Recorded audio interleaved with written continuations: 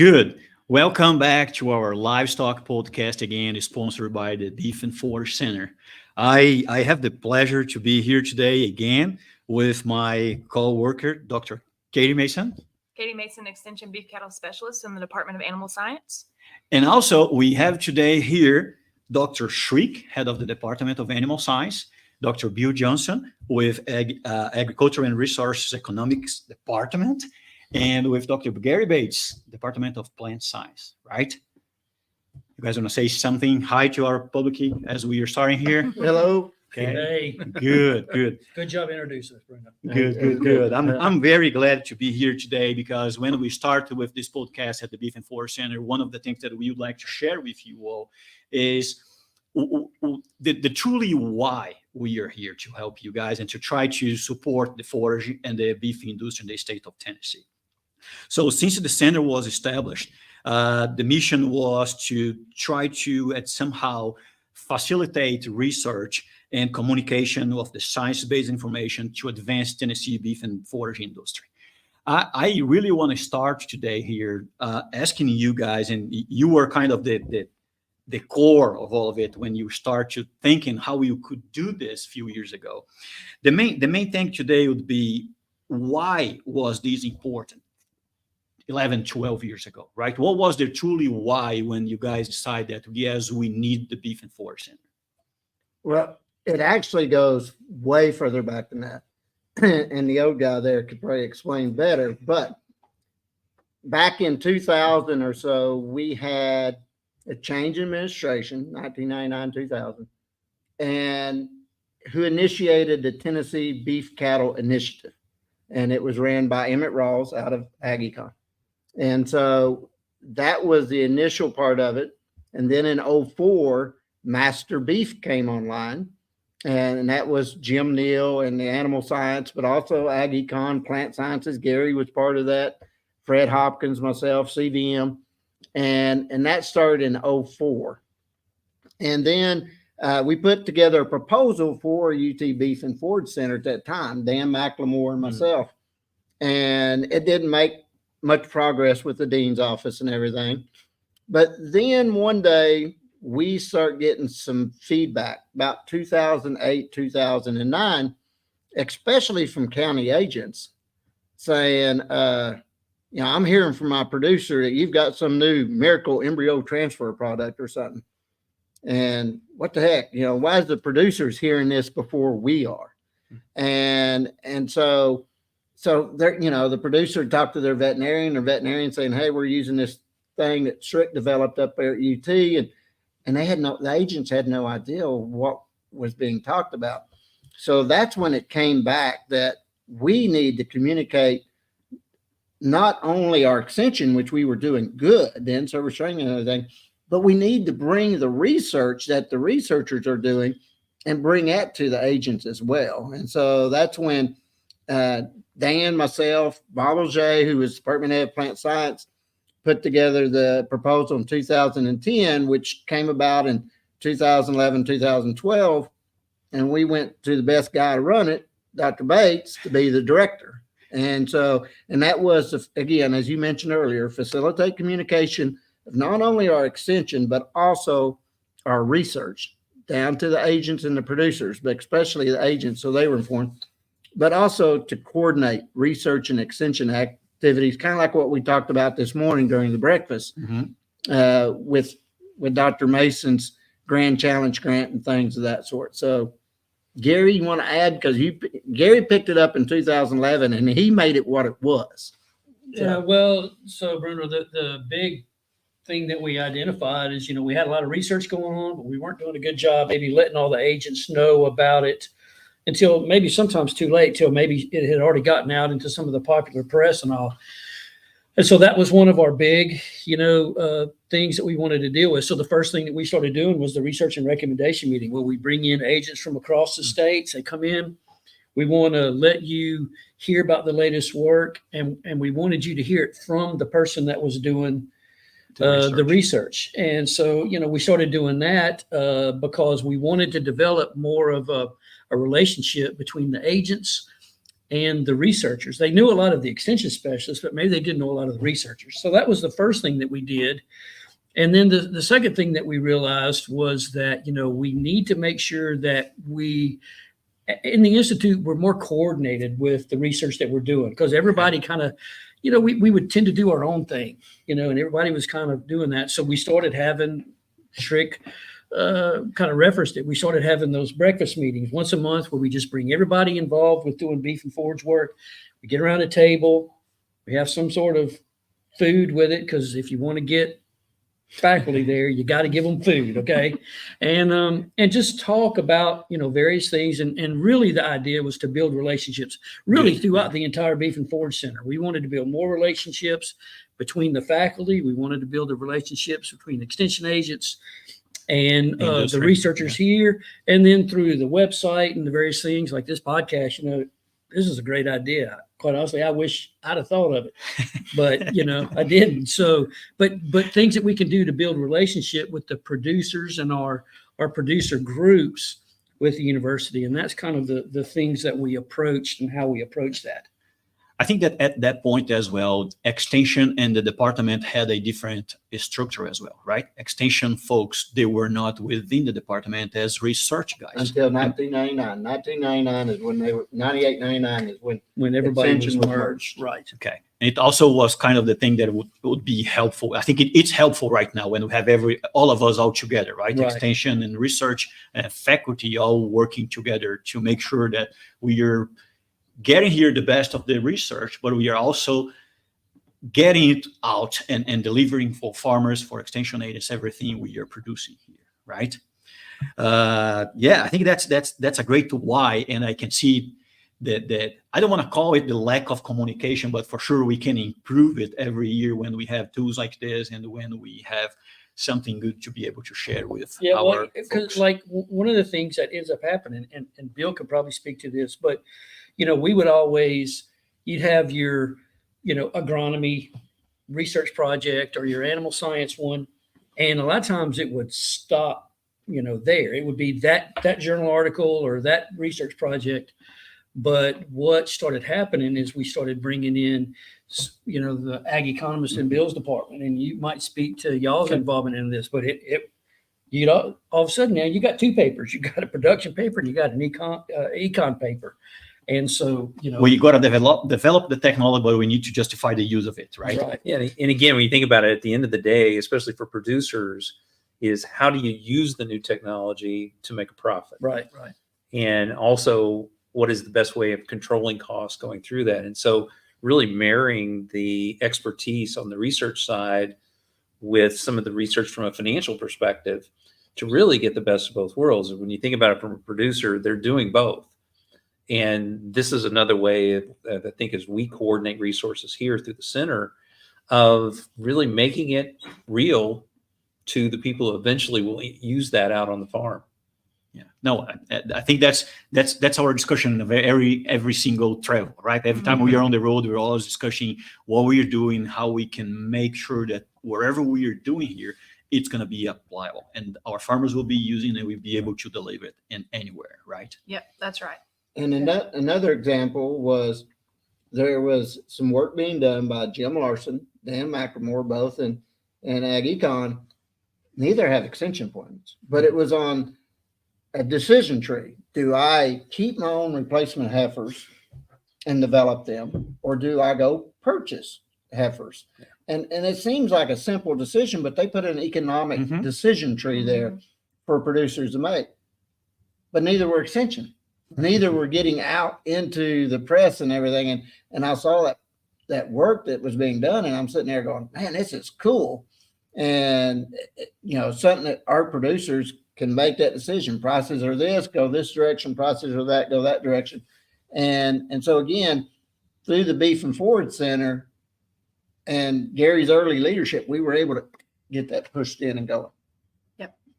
Yeah. So keeping that network of communication open between agents and researchers and extension specialists is really important. And so Bruno alluded to the main goals that the Beef and Forage Center had of assessing informational needs, figuring out what those agents and producers need, facilitating the exchange of that information, fostering collaborative research, and then facilitating educational activities. You mentioned the Master Beef Program. And so we know that our industry is changing quickly, and the people that are involved is changing very quickly. And so how do you see us keeping up with the research, keeping up with the technology changes in our respective areas and still meeting these goals? You want me to go first? I'll go first. Yeah. Well, to me, I think we always have to do the approach where we listen to the producers. That's why we have the advisory council. That's part of the UTB from Forage Center As well. We've got to listen to them. The agents will listen to them as well. The agents will share with us. They will share with us. We can share with our researchers and our extension specialists to continue to develop these programs. And we've got to continue to do a review of ourselves. Are we on the right path? We have to do it by department. I think it'd be good that the center gets a review as well by some external parties downstream, because again, some of the things that we may not think about, especially with Gary's senior age and everything, we need to keep that in mind. That's 2 shots. But we need to keep that. We need to be thinking, like you said, Katie, we've got to be thinking, where does precision ag? We weren't even talking about precision ag in 2010, 2011, or digital ag or any of this. Yet now we have producers that are using this technology and RFID and all these measurements, putting the information in on their phones. Smartphones everywhere. We've got to stay up with it. But I think as researchers and extension specialists, we probably learn more from our producers and our county agents than maybe sometimes they learn from us. That's just my thinking. Yeah, and I mean, I think it still revolves around conversations, because a group of people are going to be able to develop a better idea than any one single person can alone. And you never know when there is a comment that somebody makes or something that spurs another thought, and eventually you come up with new ideas. And those conversations need to occur at every level. They need to occur within the faculty. They need to occur between, faculty and extension agents, because extension agents, a lot of times they'll see things before the faculty do. And it has to occur between the producers and the Beef and Forage Center and all, because they're the ones that are actually having to deal with these issues, day to day. So I think it's just continued conversations. And the probably the biggest thing the Beef and Forage Center does is it creates opportunities for those conversations, so that you can come up with, the next new idea or the next way to solve a problem that, we've never thought of before. And I think that's what the center needs to do, is foster communication. And I would add too, some of the things that where the collaborations are coming into play, where new technology research is being accomplished, and yet producers are being brought in and allowed to experiment with it, whether it's evaluating genetics in cattle, things we're doing differently with crops and forage, but actually come in and use it, and then allow us to not only talk to them, but also see how they react. And is the new technology practical is in its current stage, or how do we tweak that as we go forward with it? And so it's amazing to see some of the findings in the research and what it could mean longer term to a farmer or rancher from their profitability. And Gary, Neal, you mentioned the decision tree process and all. But as you think some of the work that being collectively done in looking at second, third generations within cattle, and the decisions you made here, if you would have made a different decision, how your herd would change over time onto that, and then seeing how people react to that. And I think that's healthy from a research standpoint, but it's also that practical application out at actually on the farm.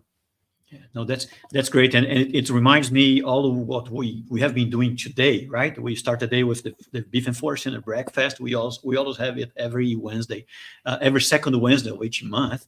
And it helps us to interact. We talk about several different aspects. And today we were discussing the possibility to put a new product together. And we always use these opportunities to bring wherever we found on the field. Katie and I, we had 2 farm visits in the last week or so.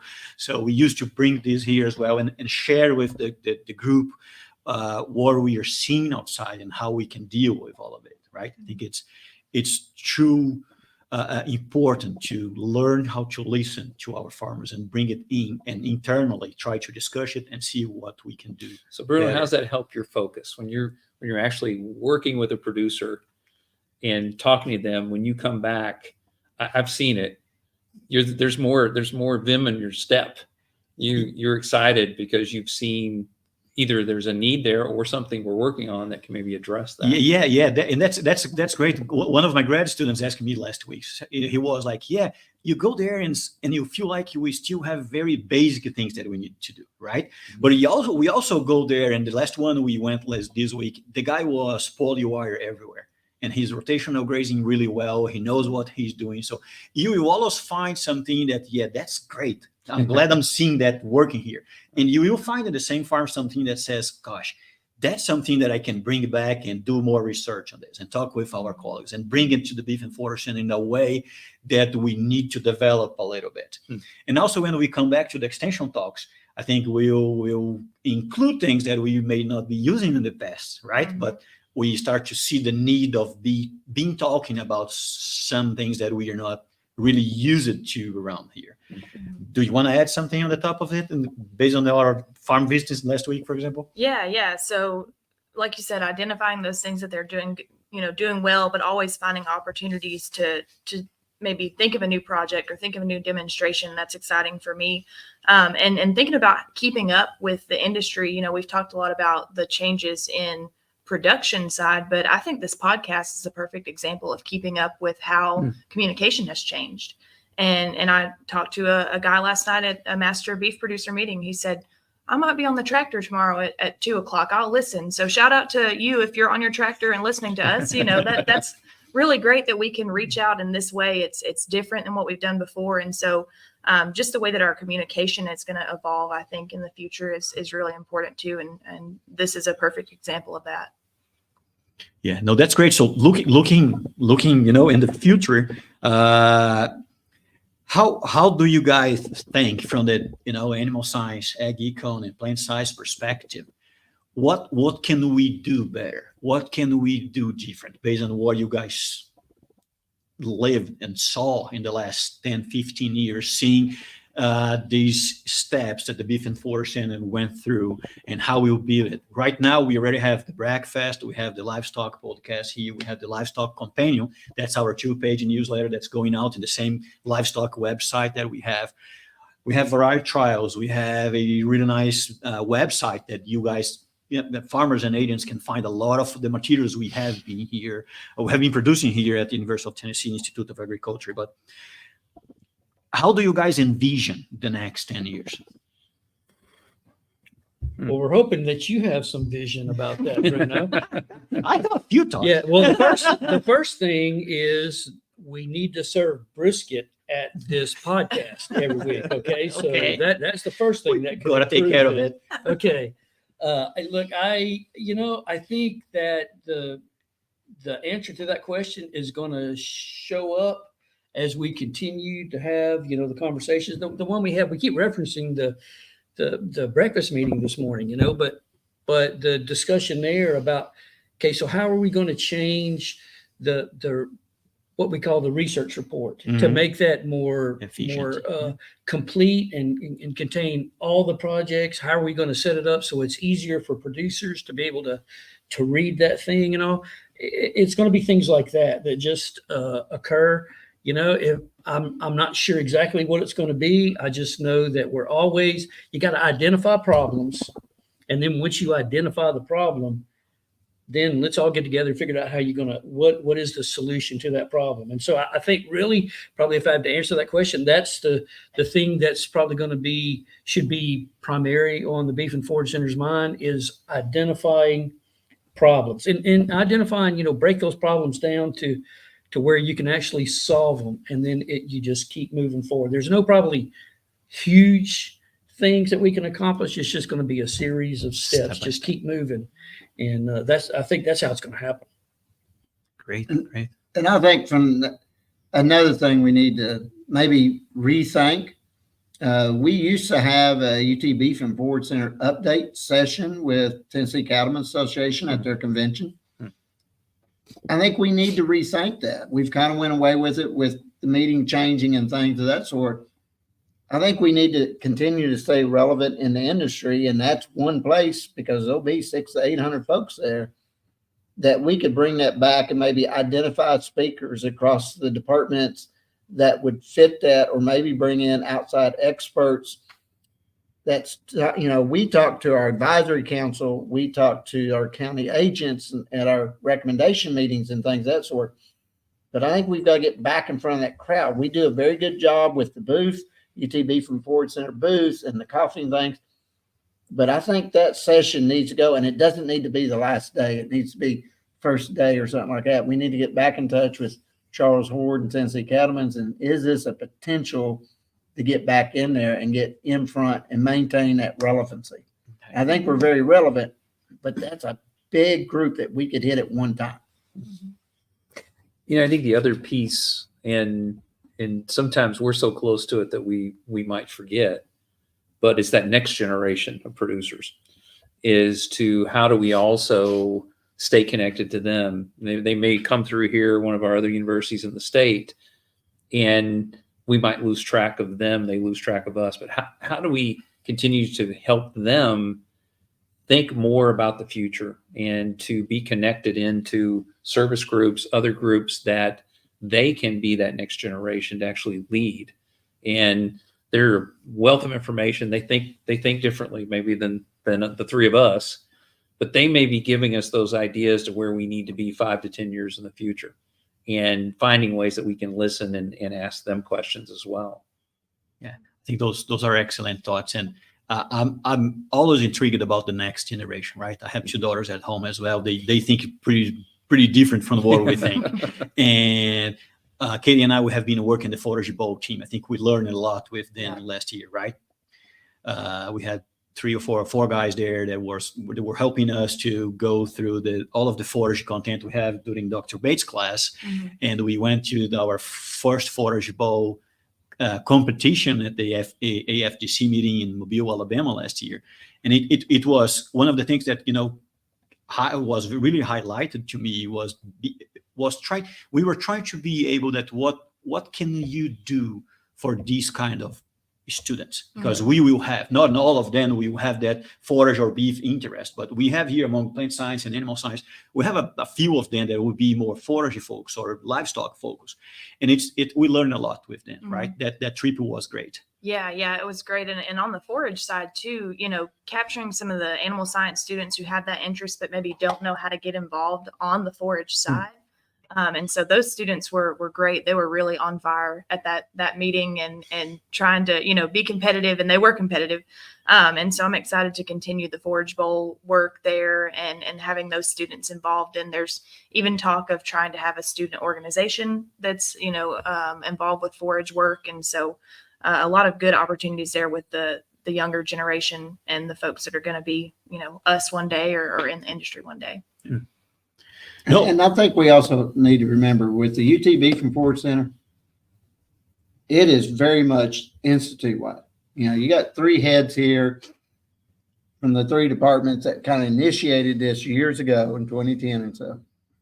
But when you look at the beef and forage, especially the recommendation meeting and others, you've got not only animal science, plant science, ag economics. I'm going to continue to call it ag economics. It's okay. But you also have folks there from CVM.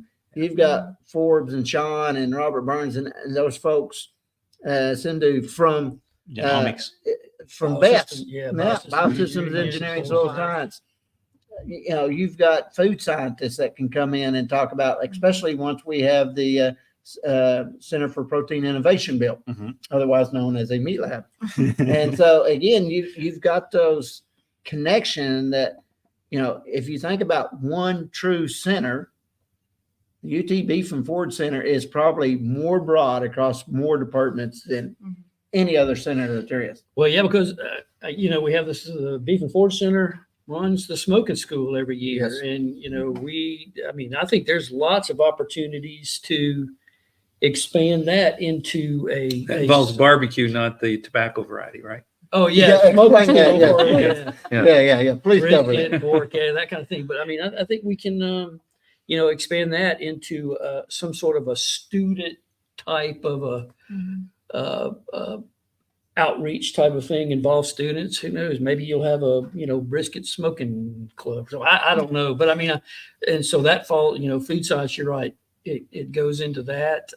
EPP with the pest side of it. Back There's in, just- yep. There's tons of opportunities for the Beef and Forage Center to expand. No, really great. I think we are getting closer here to our time. I'm very, very glad to be part of this and to be able to have you all here today, explaining a little bit to our audience there what we have here in terms of Beef and Forage Center. I think it's really important to understand why we are here, why it was created, and it helps us to be guided in the future and know where we are going. Because if you do not know where we are going, you don't know where you're going, right? I think we got to have a plan, Right. so you can ride the road knowing where you're going. So any last comment before we leave here? Otherwise, I want to be thankful again and say thank you for Dr. Neal Schrick, Bill Johnson, and Gary Bates to being here today. If you guys have anything to say. Well, I think you covered it. Having direction is good. I need to go somewhere I can pick up my phone, turn on Google Maps or whatever, and I'll have direction to get there. There's not a Google map. There's not a Waze or anything for the path of the beef and forage. So having the faculty, the specialists, the county agents, the producers, all in a room helps provide direction. And appreciate you and Katie providing oversight on continuing to move this forward. Gary got it up and running. Now we just need to keep pushing forward and expanding. And I think the podcast is a great idea. Yeah, I agree.